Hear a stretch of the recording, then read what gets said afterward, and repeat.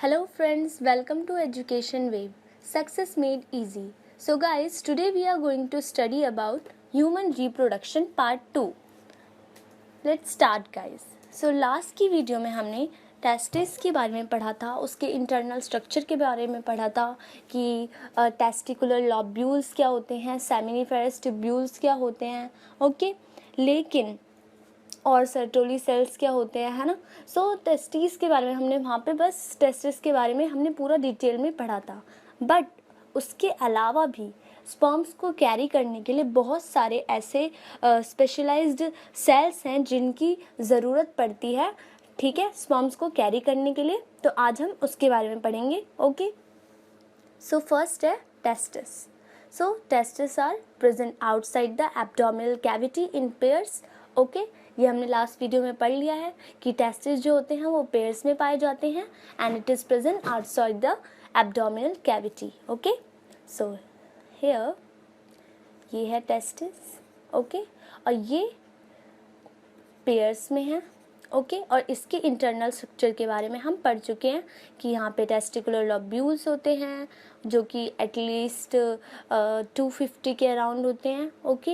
And इसके अंदर 1 to 3 seminiferous tubules होते हैं और उसके अंदर सर्टोली सेल्स होते हैं एंड जर्म सेल्स होते हैं, ओके। ये सब हम पढ़ चुके हैं, ओके। बट यहाँ पे स्पर्म्स की ग्रोथ के बाद अब इसको कैरी करने के लिए यहाँ से पूरा बाहर तक का जो पूरा पैसेज है उसको कैरी करने के लिए जितने भी ऑर्गन्स यहाँ पे या फिर जितने भी यहाँ पे जो स्पेशलाइज्ड सेल्स हैं जिनकी ज़रूरत पड़ती है वो हम इसमें पढ़ेंगे, okay. So testis are present outside the abdominal cavity in pairs, okay. Next है स्क्रॉटम। सो टेस्टिस तो अंदर है, ये है, ओके। सो यहाँ पे जो आपको ये बाहर जो दिख रहा है pouch, testes are situated outside the abdominal cavity within a pouch which is called scrotum, okay.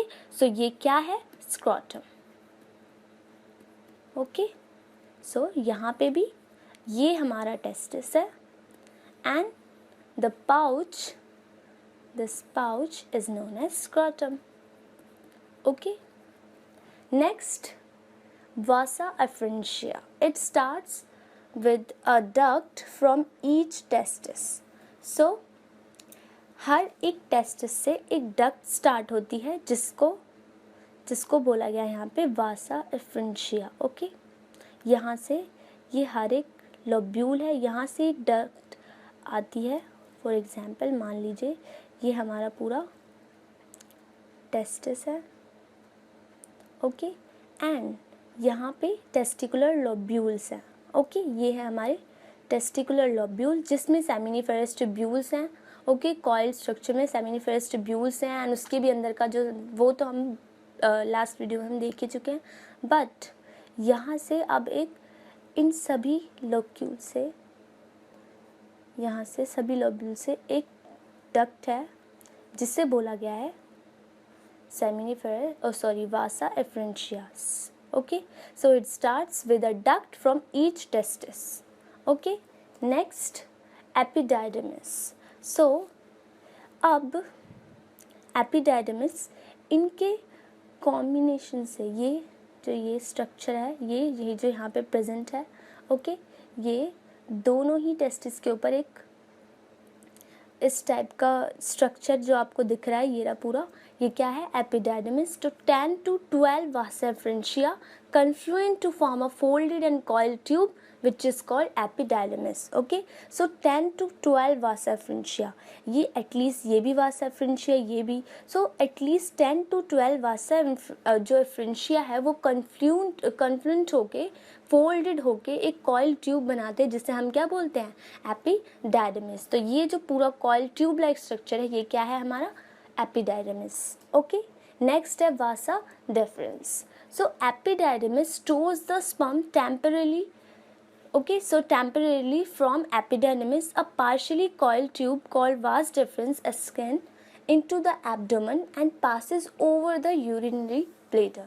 So एक और बात, जो एपिडाइडमिस होता है वो टेम्परेरली स्टोर करके रखता है स्पर्म्स को, ओके, परमानेंटली वहाँ पे स्टोर नहीं होते, ओके। सो वहाँ पे कुछ टाइम के लिए ओनली, मतलब फॉर सम टाइम ओनली वहाँ पे जो स्पर्म्स होते हैं वो स्टोर होते हैं एपिडेर्मिस में, ओके, वो जो पार्शियली कॉइल्ड ट्यूब है, ओके, फिर वहाँ पे स्टोर होते हैं। देन वो इस ट्यूब से, जो यहाँ से स्कैन हो रही है, ये जो ट्यूब है जो ऊपर की तरफ जा रही है, इसे बोलते हैं वास डेफरेंस, ओके, जो कि कहाँ से होते हुए जा रही है, ये है पूरा यूरिनरी ब्लैडर, ये पूरा क्या है, यूरिनरी ब्लैडर, ओके, इसके ऊपर से होते हुए जा रही है, ओके। सो ये क्या है हमारा वासा deference.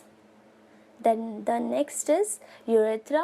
So male urethra provides a common pathway for the flow of urine and semen, larger in males than in female. So जो male urethra होता है, इसका जो pathway होता है for the flow of urine और semen, it's common, okay.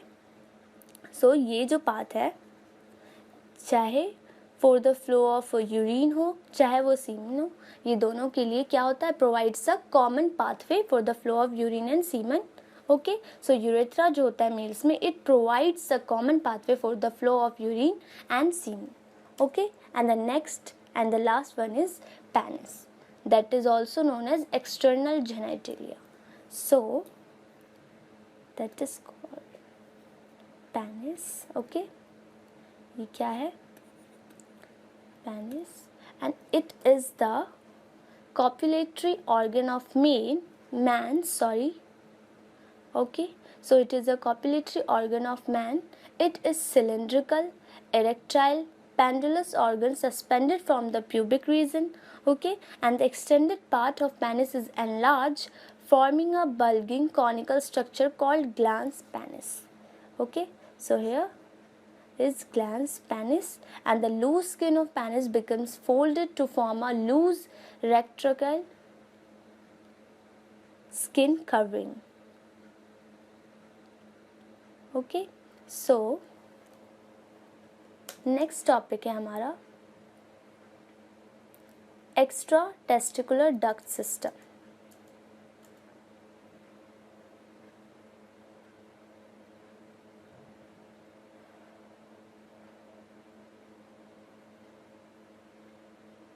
So next, extratesticular duct system.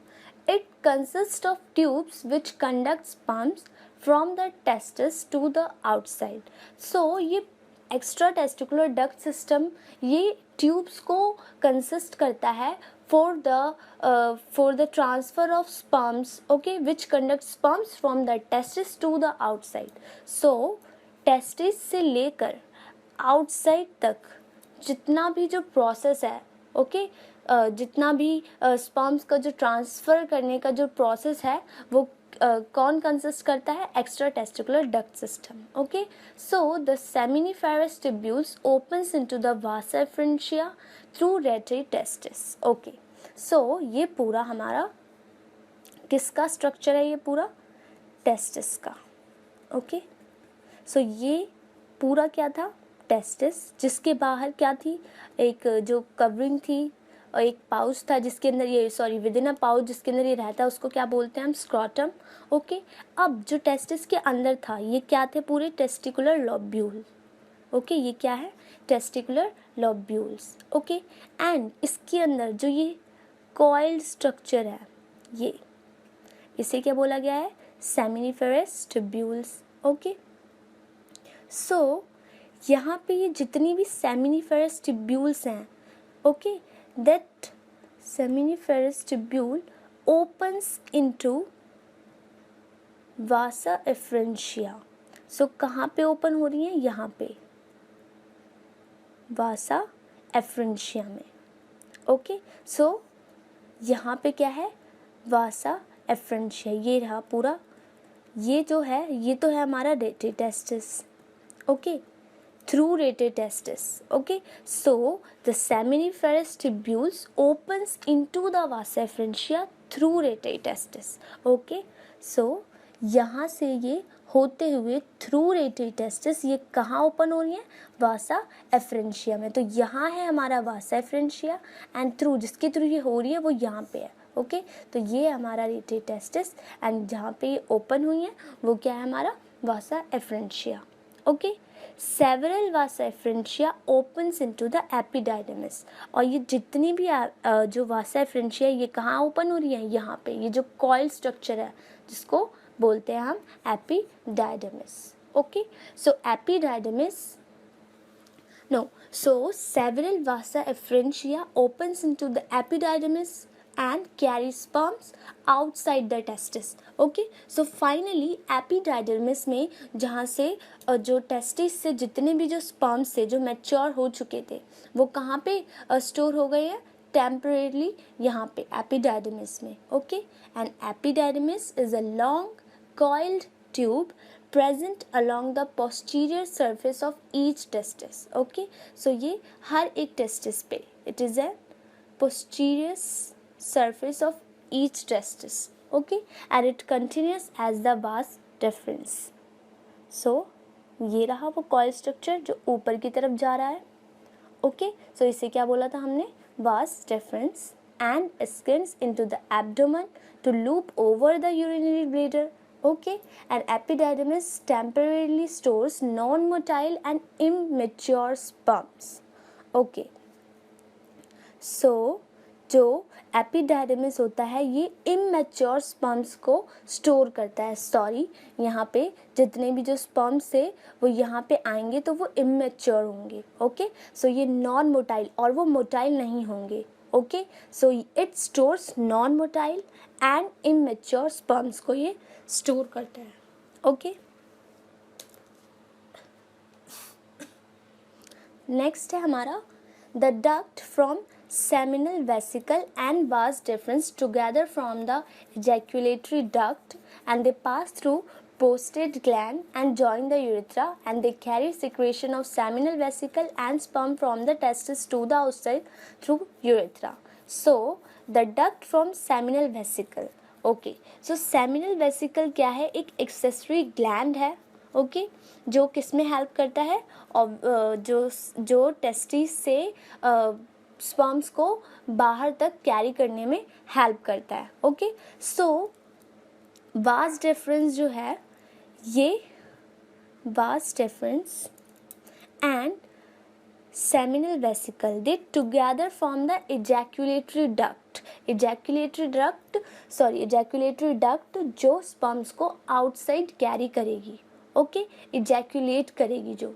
Okay and they pass through the prostate gland जो कहाँ से पास होती हुई जाएगी, प्रोस्टेट ग्लैंड से जो कि किसको ज्वाइन करेगी, यूरेथ्रा को। And finally they carry secretion of seminal vesicle and sperm from the testis to the outside through urethra.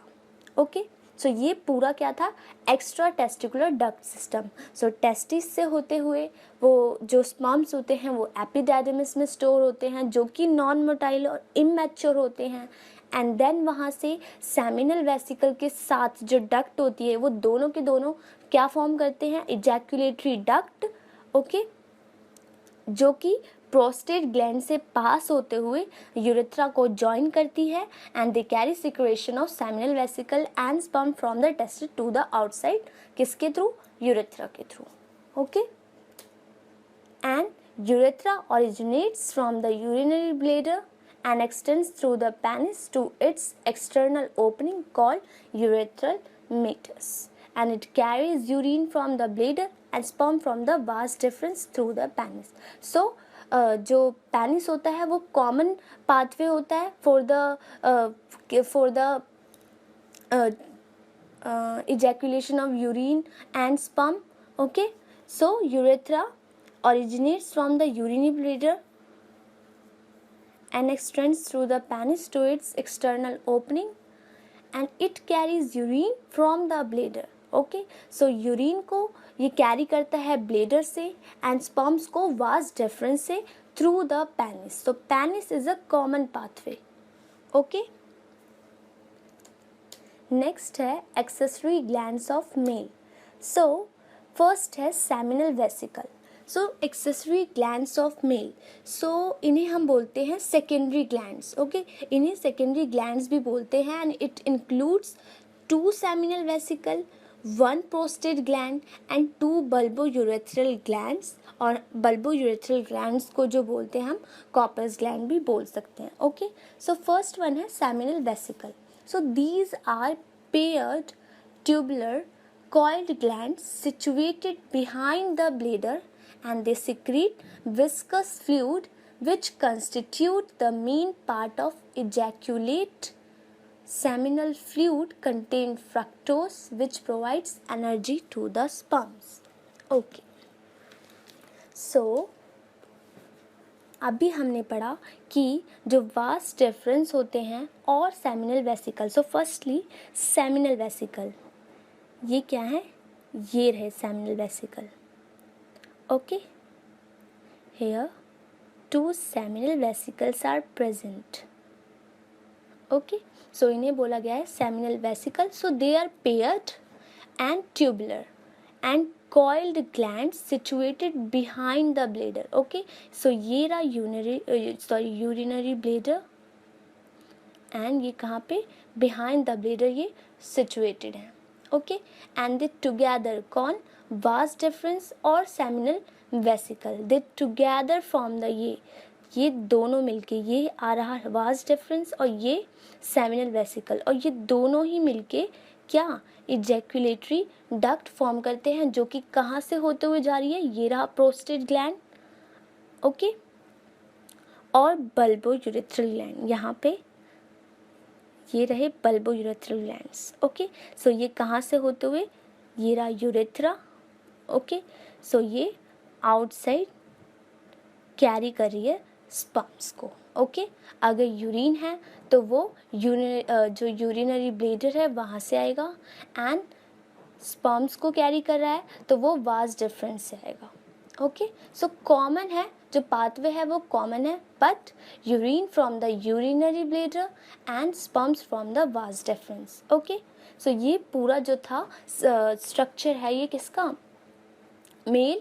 जो मेल रिप्रोडक्टिव सिस्टम का ये पूरा व्यू है. ओके, सो फर्स्ट है seminal vesicle. These are pair tubular coil gland situated behind the bladder and they secrete viscous fluid. So ये क्या secrete करते हैं, इनका यूज़ क्या है सेमिनल वेसिकल का, तो ये क्या सिक्रीट करते हैं, एक फ्लूइड सिक्रीट करते हैं, viscous fluid. Okay, which constitute the main part of ejaculate. So जिसमें जो मेन पार्ट होता है ना इजैकुलेशन के लिए, वो इसमें सिक्रीट होता है. ओके, सो सेमिनल फ्लूइड, जिसे क्या बोलते हैं हम, सेमिनल फ्लूइड. सो मेनली जो ये क्या सिक्रीट करता है, सेमिनल वेसिकल सेमिनल फ्लूइड को सिक्रीट करता है. ओके, जो कि स्पर्म्स को एनर्जी प्रोवाइड करती है. ओके, सो सेमिनल वेसिकल कंटेन फ्रक्टोज, क्या कंटेन करता है, fructose, and which provide energy to the sperms. So sperms को मूवमेंट के लिए एनर्जी की नीड होती है. ओके, एनर्जी की ज़रूरत होती है. सो सेमिनल फ्लूइड क्या कंटेन करते हैं, fructose, and which provide energy to the sperm. Okay, next जो ग्लैंड है वो है प्रोस्टेट ग्लैंड. ओके, सो ये रहा प्रोस्टेट ग्लैंड, जो कि सेमिनल वेसिकल के जस्ट नीचे है. So the prostate gland is a chestnut shaped gland and it contributes an alkaline component of the semen. This secretion contains citric acid, lipids, enzymes, and the alkaline secretion of prostate glands nourishes and activates the spermatozoa to swim. So स्पर्मेटोजोआज और sperm भी कह सकते हैं हम. सो इनको swim करने के लिए, ओके, सो जो नरिशमेंट होती है और इनको एक्टिवेट करने के लिए जो नरिशमेंट की जो ज़रूरत होती है वो कौन प्रोवाइड करता है, prostate gland. So mainly seminal vesicle energy provide करते हैं, और प्रोस्टेट जो ग्लैंड्स होते हैं वो उसको एक्टिवेट करने के लिए, उसको नरिश करने के लिए एक अल्कलाइन सिक्रेशन फॉर्म करते हैं. Okay, so the prostate gland is a chestnut shaped gland. So ये चेस्टनट शेप्ड ग्लैंड है, ये रहा. Okay, and it contributes an alkaline component of that semen. Okay, so ये क्या कंट्रीब्यूट करता है? एक alkaline component.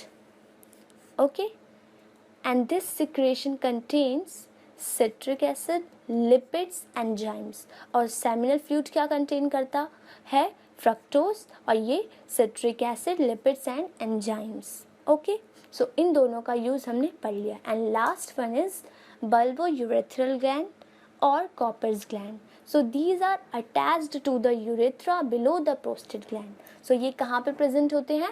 Below the prostate gland. So ये यहाँ पे present होते हैं.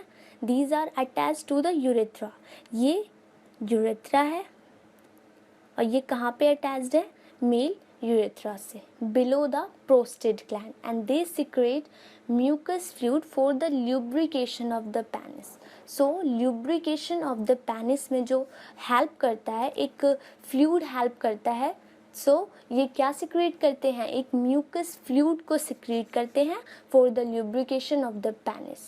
Okay, so seminal vesicle mainly sperms को energy provide करता है, and prostate glands नरिशमेंट और एक्टिवेट करने के लिए अल्कलाइन सिक्रेशन को कंटेन करते हैं. And bulbourethral gland mucus fluid को सिक्रीट करते हैं for the lubrication of the penis. Okay, ये तीनों एक्सेसरी ग्लैंड्स होते हैं मेल्स के.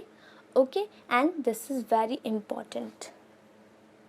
नेक्स्ट है हमारा जो नेक्स्ट टॉपिक है वो है हमारा the female reproductive system. So male reproductive हमारा जो सिस्टम था वो हम उसके बारे में सब कुछ पढ़ चुके.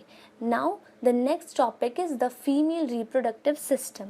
ओके, सो फर्स्ट है जो हमें इसमें पढ़ना है वो है primary sex organ that is ovary. Then secondary sex organ that is accessory ducts, pair of oviducts, और हम उसे फेलोपियन ट्यूब्स भी कह सकते हैं, uterus, cervix and vagina. Okay, and accessory gland जो कि एक ही होता है that is mammary gland. Okay, and the next one is external genitalia that is vulva. Okay, so start करते हैं primary sex organ say that is ovary. Okay, so ovary. The ovaries is the primary female sex organ. Estrogen and progesterone, which are responsible for the development of secondary female sex characteristics. The human ovaries are small, almond-like, flattened bodies about 2 to 4 centimeter in length and is connected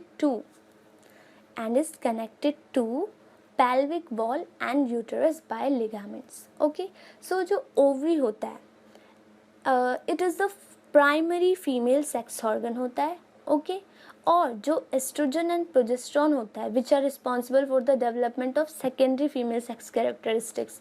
सो बताया था जितने भी जो changes होते हैं female की जो body होती है, जितने भी जो चेंजेस होते हैं like menstrual cycles and okay, so जितने भी changes थे वो सारे किसकी वजह से हो रहे थे?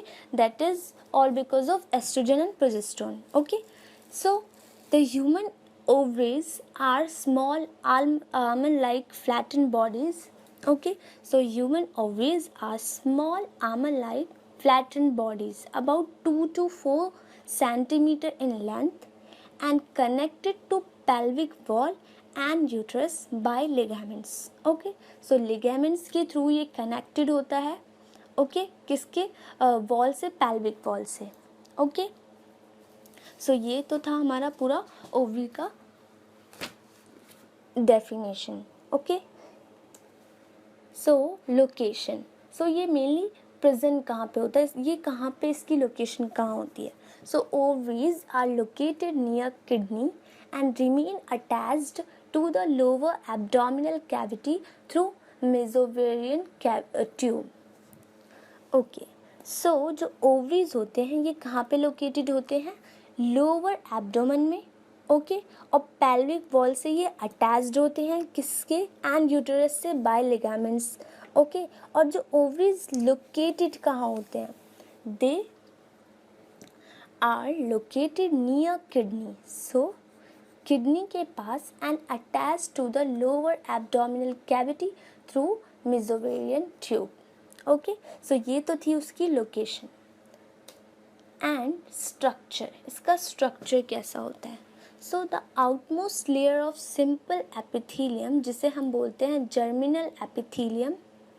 ओके, सो ओवरी की जो आउटरमोस्ट लेयर होती है, that is outermost. Okay, outermost layer of simple epithelium, जिसे हम जर्मिनल एपिथेलियम बोलते हैं, forms a soft smooth covering for the ovary. Okay, so जो ओवरी के जो बाहर की आउटरमोस्ट लेयर जो होती है, जिसे हम जर्मिनल एपिथेलियम बोलते हैं, it forms a soft smooth covering. Okay, and the tunica albuginea is a thick band of tough fibrous connective tissue just below the germinal epithelium. Okay, उसके जस्ट बिलो एक thick band होता है, tough fibrous connective tissue. Okay, it supports and protects the delicate underlying tissues, जो कि किसको support करता है और प्रोटेक्ट करता है, जितनी भी जो डेलिकेट अंडरलाइंग टिश्यूज होते हैं उनको प्रोटेक्ट और उनको सपोर्ट करने में हेल्प करता है, जो ये थिक बैंड होता है. Okay, and deep to the tunica albuginea is the ovarian cortex which contains follicles and their supporting connective tissues. Okay, और उसके अंदर क्या प्रेजेंट होता है, एक ओवेरियन कॉर्टेक्स, जिसमें फॉलिकल्स होते हैं, एग्स होते हैं. ओके, जितने भी हम इसमें जितने भी पढ़ेंगे हम, primary oocyte, secondary oocytes, Graafian follicle, जितना भी जो भी हम पढ़ेंगे वो उसके अंदर प्रेजेंट होता है. Okay, and they supporting connective tissues, और उसके अंदर जितने भी कनेक्टिव टिश्यूज़ प्रेजेंट होते हैं वो सब अंदर प्रेजेंट होता है. Okay, the follicles contain oocytes. Okay, बताया अभी, primary, secondary, tertiary oocytes that matures into ova और एग कह सकते हैं throughout a woman's reproductive years. Okay, and the innermost layer, the ovarian medulla, contains most of the vascular tissue that supports the other layer of the ovary. Okay, so जो ovarian medulla होता है, that is the innermost layer which contains most of the vascular tissues, जिसको जो क्या support करते हैं, the other layers of the ovary को ये support करता है. Okay, so ये था हमारा पूरा structure. And the last one is role of ovaries. So role क्या है ओवरीज का? सो ऑब्वियसली बहुत ही ज़्यादा इम्पॉर्टेंट रोल है. So ovaries play 2 central roles in the female reproductive system by acting both as glands and gonads. Okay, so ovaries 2 central roles play करती है in the female reproductive system. Okay, so ये glands की तरह भी act करती है और gonads की तरह भी. Okay, as a sex hormones भी ये एक्ट करती है. सो एक्टिंग एज ग्लैंड्स, अगर ये ग्लैंड्स की तरह एक्ट करती है, so the ovaries produce several female sex hormones including estrogen and progesterone. जो एस्ट्रोजन होता है, it controls the development of mammary glands and uterus during puberty and stimulates the development of the uterine lining during the menstrual cycle. Okay, so जो estrogen होता है, ये सारे जितने भी डेवलपमेंट है मेमरी ग्लैंड्स का, यूटरस का ड्यूरिंग प्यूबर्टी, और यूटराइन जो लाइनिंग होती है उसको डेवलप करना ड्यूरिंग द मेंस्ट्रुअल साइकिल, ये सारा कौन कंट्रोल करता है? एस्ट्रोजन. ओके, और ये एस्ट्रोजन क्या होता है? एक ग्लैंड ही है. Okay, and progesterone act on the uterus during pregnancy to allow the embryo to implant and develop in the womb. Okay, or progesterone, it acts on the uterus during pregnancy. Okay, so it act on the uterus during pregnancy and allow the embryo to develop or to implant. Okay, thank you so much guys for watching my videos. And इस chapter के हमने notes भी नीचे description link में हम already वैसे upload कर चुके हैं. आप जो डिस्क्रिप्शन लिंक है आप उस पर विज़िट करके हमारे नोट्स को देख सकते हैं. Okay, so please subscribe, like and comment, and don't forget to share. Okay, so thank you so much guys.